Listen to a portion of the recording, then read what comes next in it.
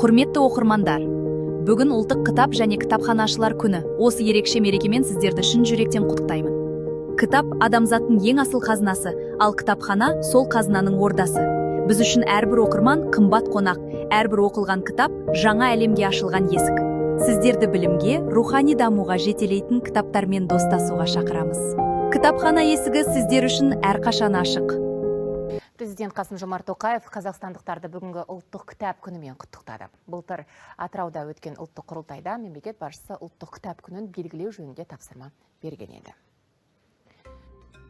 Биыл алғаш рет аталып жатқан ұлттық кітап күні құтты болсын. Бұл білімпаздық, ізденімпаздық, кітап құмарлық сияқты игі қасиеттер дәріптейтін күн. Кітап оқыған ұрпақ озық ойлы болады. Сапалы ұлт осындай құндылықтар арқылы қалыптасады.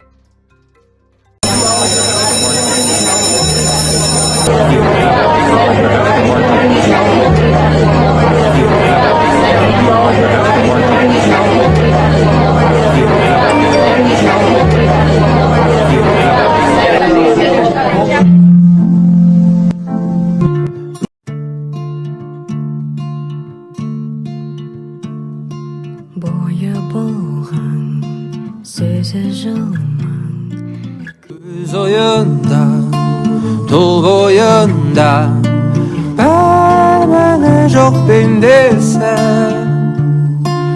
Түзде мұрзаң, үйде сырдаң, сөзі қылжаң еркесі. Су жығарма, сөзі ғар. Және жастарды кітап оқуға баулуды. Осы акцияға, осы кітап оқу күніне белсене атсалысуға баршаны шақырамын. Әрбір күнді кітап оқумен өмірімізді дамытуға жұмсайық деймін.